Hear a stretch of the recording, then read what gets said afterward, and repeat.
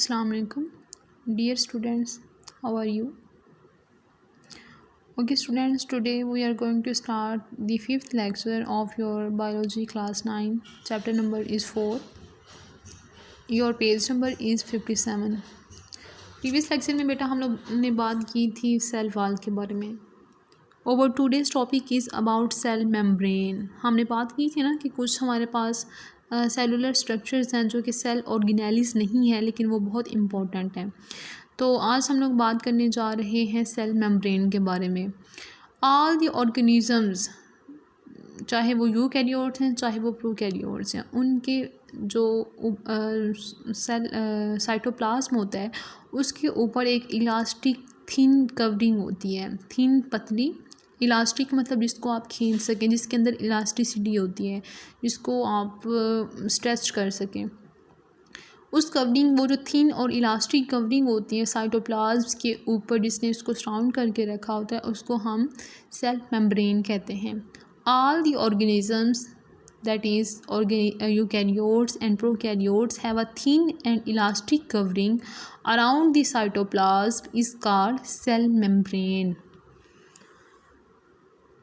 Cell membrane basically cytoplasm के ऊपर एक थिन और इलास्टिक कवरिंग होती है.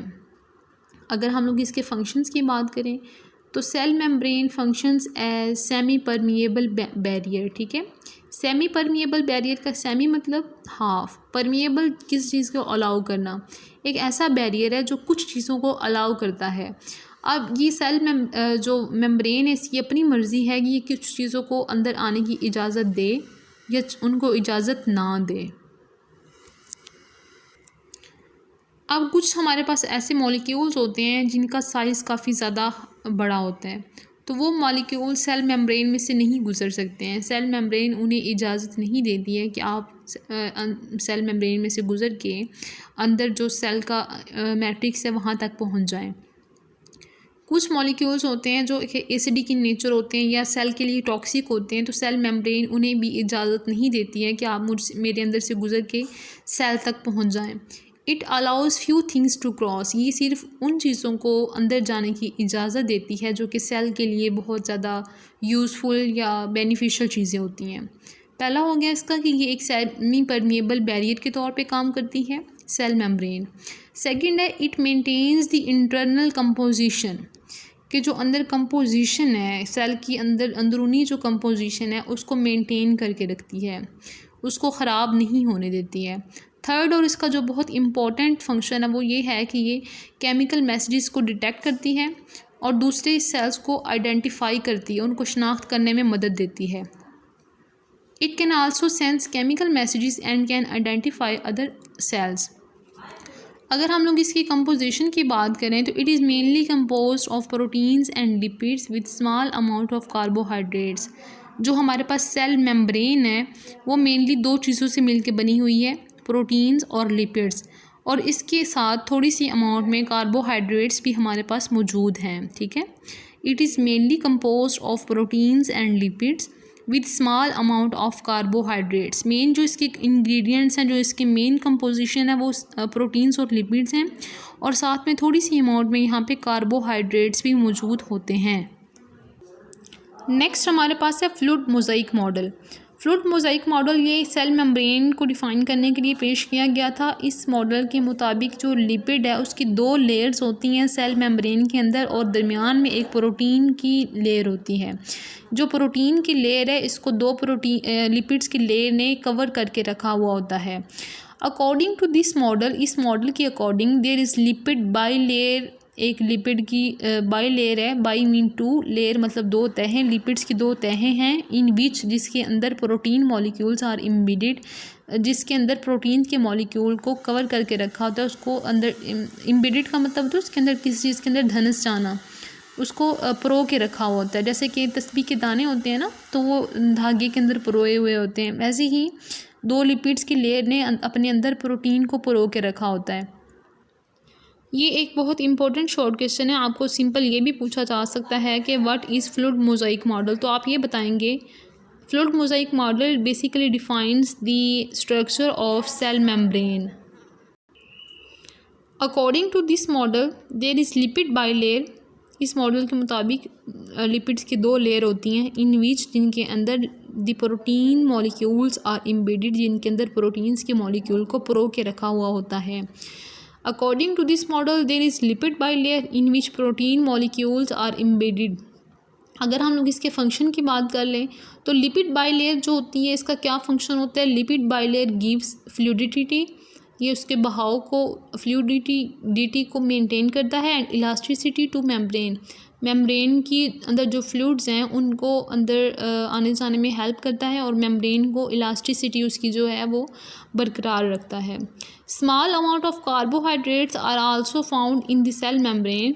सेल मेम्ब्रेन के अंदर थोड़ी सी अमाउंट में कार्बोहाइड्रेट्स भी मौजूद होते हैं। These are joined to form glycoproteins and glycolipids when they are combined with proteins and lipids respectively। अब ये जो थोड़ी सी अमाउंट में हमारे पास कार्बोहाइड्रेट्स होते हैं, जब ये प्रोटीन्स के साथ मिलते हैं तो ये ग्लाइकोप्रोटीन्स बनाते हैं, और जब ये थोड़ी सी अमाउंट में मौजूद कार्बोहाइड्रेट्स लिपिड्स के साथ मिलते हैं तो ये हमारे पास ग्लाइकोलिपिड्स बनाते हैं। ठीक है, नेक्स्ट है cholesterol. Cholesterol is also present in the cell membrane of eukaryotes. Cholesterol जो है ये भी सेल मेम्ब्रेन के अंदर मौजूद होता है, और इसका फंक्शन बेसिकली क्या होता है। कोलेस्ट्रोल का वहाँ पे होना ये आपकी बुक में नहीं लिखा हुआ, वैसे इन्फॉर्मेशन के लिए मैं आपको बता रही हूँ। जो कोलेस्ट्रोल है ये एक तरह से इसकी जो नेचर है वो फैटी नेचर है, फैट्स होते हैं ये। ठीक है, और इनका काम ये होता है कि सेल को डिहाइड्रेशन से बचाएं, या सेल के अंदर जो एक्सेसिव वाटर है उसको जाने ना दें, और दूसरा इसका ये होता है कि सेल को इंसुलेट करें, सेल की जो हीट होती है उसको बाहर ना जाने दें। आपको पता है कि जो कोलेस्ट्रोल या लिपिड्स वगैरह या जो फैटी एसिड्स जब हमारे वेन्स में, हमारी आर्टरीज में इकट्ठे होना शुरू हो जाते हैं, तो अगर ये कोरोनरी आर्टरी के अंदर इकट्ठे हो जाएं तो उसकी वजह से हार्ट अटैक हो सकता है। तो कोलेस्ट्रोल बेशक अच्छा होता है क्योंकि ये सेल मेम्ब्रेन का हिस्सा होता है, लेकिन ये एक ख़ास हद से ज़्यादा हमारी बॉडी को नहीं चाहिए होता है, जिसकी वजह से काफ़ी ज़्यादा प्रॉब्लम्स आ जाती हैं, ओबेसिटी आ जाती है, लोग मोटे होना शुरू हो जाते हैं। और कोलेस्ट्रॉल का जो लेवल है ये एक स्पेसिफ़िक हद तक ही ठीक होता है, एक नॉर्मल रेंज में इसको रहना चाहिए। अगर ये एक स्पेसिफ़िक रेंज से ज़्यादा हो जाता है तो काफ़ी ज़्यादा जो हमारी बॉडी है वो प्रॉब्लमेटिक हो जाती है, उसको काफ़ी ज़्यादा प्रॉब्लम्स फेस करना पड़ती हैं। नेक्स्ट हमारे पास है many organelles are also bounded with cell membranes in case of eukaryotic cells. अगर हम लोग यूकैरियोटिक सेल की बात करें ना, तो उन यूकैरियोटिक सेल्स के अंदर काफ़ी ज़्यादा ऐसी ऑर्गेनेलीज मौजूद होती हैं जो कि सेल मेम्ब्रेन के साथ जुड़ी हुई होती हैं, जो डायरेक्टली सेल मेम्ब्रेन के साथ अटैच होती हैं। लेकिन ये सिर्फ यूकैरियोट्स की बात कर रही हूँ मैं यहाँ पे। आपको पता है ना यूकैरियोट्स और प्रोकैरियोट्स का डिफरेंस क्या था बेटा। यूकैरियोट्स जो हैं ये वो ऑर्गेनिजम्स हैं जिनके अंदर प्रॉपर डिस्टिंक्ट न्यूक्लियस है, यानी कि प्रॉपर स्पेसिफिक न्यूक्लियस होता है जो कि सेंटर में मौजूद होता है। अब ये न्यूक्लियस की भी डिस्ट्रीब्यूशन होती है प्लांट सेल के अंदर, ये थोड़ा सा साइड पे होता है क्योंकि प्लांट्स के अंदर वैक्यूल बड़ा होता है, तो जो न्यूक्लियस है ये साइड पे हो जाता है, और एनिमल सेल के अंदर ये बिल्कुल सेंट्रल पोजीशन ऑक्यूपाई करता है। तो जो हमारे पास यूकैरियोट्स हैं इनके अंदर प्रॉपर न्यूक्लियस होता है, और ना सिर्फ प्रॉपर न्यूक्लियस होता है बल्कि जो मेम्ब्रेन बाउंड ऑर्गेनेलीज हैं वो भी मौजूद होती हैं। लेकिन अगर वही बात हम लोग प्रोकैरियोट्स की बात करें तो प्रोकैरियोट्स के अंदर क्या होता है कि ना तो प्रॉपर न्यूक्लियस होता है, उनके अंदर जो डीएनए मटेरियल होता है वो न्यूक्लियाइड की फॉर्म में मौजूद होता है, और मेम्ब्रेन बाउंड ऑर्गेनेलीज भी उनके अंदर नहीं होती हैं। ठीक है, अच्छा, अब जो यूकैरियोटिक सेल्स हैं इनके अंदर कुछ ऑर्गेनेलीज जो हैं वो सेल मेम्ब्रेन के साथ डायरेक्टली बाउंड हुई होती हैं, जैसे कि माइटोकॉन्ड्रिया, एंडोप्लाज्मिक रेटिकुलम या फिर गोल्जी बॉडीज़। जो हमारे पास माइटोकॉन्ड्रिया है इसको powerhouse of the cell भी कहा जाता है। ये मेन एनर्जी सेंटर होता है, बेसिकली ये साइटोप्लाज्म के अंदर मौजूद होता है, और यहाँ पे जो रेस्पायरेशन है, सेलुलर रेस्पायरेशन है वो हो रही होती है। नेक्स्ट हमारे पास एंडोप्लाज्मिक रेटिकुलम है, इसको E.R भी लिखा है मैंने, ये इसकी एब्रीवेशन वाली फॉर्म है एंडोप्लाज्मिक रेटिकुलम। जो एंडोप्लाज्मिक रेटिकुलम है ये बेसिकली नेटवर्क होता है चैनल्स का, जो कि न्यूक्लियस से लेके सेल मेम्ब्रेन तक एक्सटेंड करता है। एंडोप्लाज्मिक रेटिकुलम जो है ये दो तरह की होती है, एक होती है स्मूथ एंडोप्लाज्मिक रेटिकुलम और दूसरी होती है रफ एंडोप्लाज्मिक रेटिकुलम। जो स्मूथ एंडोप्लाज्मिक रेटिकुलम होती है उसके साथ राइबोसोम्स अटैच नहीं होते हैं और बेसिकली इनका फंक्शन प्रोटीन को सिंथेसाइज करना होता है। जो स्मूथ एंडोप्लाज्मिक रेटिकुलम है वो प्रोटीन्स को बनाती है और जो रफ़ एंडोप्लाज्मिक रेटिकुलम होती है इसके साथ राइबोसोम्स अटैच होते हैं। राइबोसोम्स की अपीयरेंस की वजह से, उनकी प्रेजेंस की वजह से एक रफ़ सी अपीयरेंस, खुरदरी सी इसकी शक्ल ज़ाहिर होती है, जिसकी वजह से इसको रफ़ एंडोप्लाज्मिक रेटिकुलम कहा जाता है। जो रफ़ एंडोप्लाज्मिक रेटिकुलम है वो बेसिकली प्रोटीन्स को सॉरी मैं ऊपर थोड़ा सा मिस्टेकनली बोल गई हूँ। जो रफ़ एंडोप्लाज्मिक रेटिकुलम है उसका फंक्शन है प्रोटीन्स बनाना, ठीक है। और जो स्मूथ एंडोप्लाज्मिक रेटिकुलम है उसका फंक्शन होता है लिपिड्स को बनाना। जो स्मूथ एंडोप्लाज्मिक रेटिकुलम है वो लिपिड्स को बनाती है और जो रफ़ एंडोप्लाज्मिक रेटिकुलम है वो प्रोटीन्स को बनाती है, ठीक है। नेक्स्ट हमारे पास गोल्जी बॉडीज़ हैं। गोल्जी बॉडीज़ जो हैं ये सबसे पहले कैमिलो गोल्जी ने गोल्जी बॉडीज़ को डिस्कवर किया था। जो गोल्जी बॉडीज़ हैं ये कैमिलो गोल्जीज़ ने, ये इटालियन फिजिशियन था, सबसे पहले इसने डिस्कवर किया था गोल्जी बॉडीज़ को। और ये बेसिकली ये फ्लैटेंड सैक्स का एक सेट होता है जिसको गोल्जी बॉडीज़ कहते हैं, या फिर इसको गोल्जी वेसिकल या गोल्जी अपरेटिस भी कहते हैं। गोल्जी वेसिकल्स का काम क्या होता है कि डिफरेंट जो हमारी बॉडी जो सेल की बॉडी की सिक्रीशंस होती हैं उनको सेल से बाहर लेके जाना। जो गोल्जी था 1906 के अंदर इसको नोबेल प्राइज़ भी मिला था फार्मेसी, फिजियोलॉजी और मेडिसिन की वजह से। ये वैसे इन्फॉर्मेशन की बातें थी, आपकी इस लेक्चर के इससे रिलेटेड नहीं है। वैसे आपको पता होना चाहिए कि हम लोग जिस चीज़ के बारे में पढ़ रहे हैं बेसिकली वो क्या चीज़ है, ठीक है। इसके फंक्शन आपको पता होने चाहिए।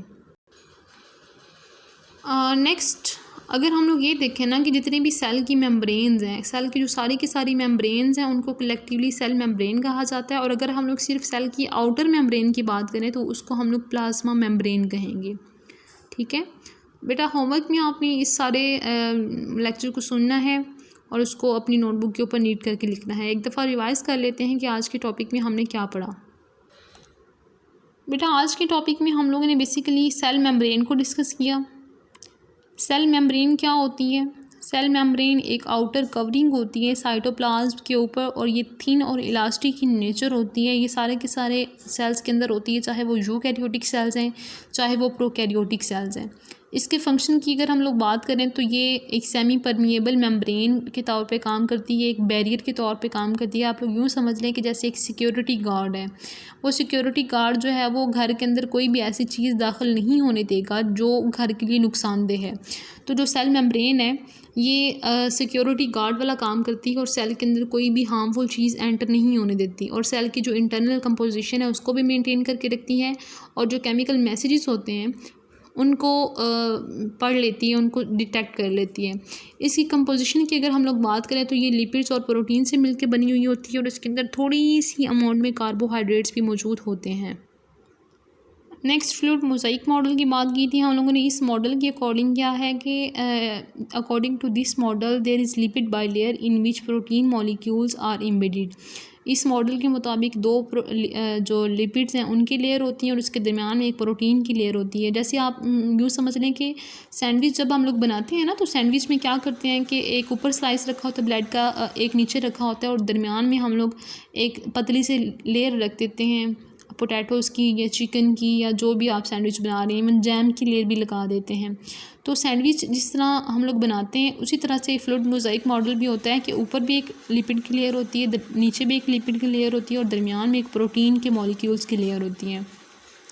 जो प्रोटीन जो लिपिड बाइलेयर है इसका फंक्शन क्या है? ये जो सेल मेम्ब्रेन है ये मेम्ब्रेन जो है ये सेल को इलास्टिसिटी और फ्लूइडिटी प्रोवाइड करती है और जो थोड़ी सी अमाउंट में यहाँ पे कार्बोहाइड्रेट्स भी मौजूद होते हैं। ये कार्बोहाइड्रेट्स जब ग्लूकोज के साथ मिलते हैं तो ये ग्लाइकोप्रोटीन बनाते हैं और ये कार्बोहाइड्रेट्स जब लिपिड्स के साथ मिलते हैं तो ये ग्लाइकोलिपिड्स बनाते हैं।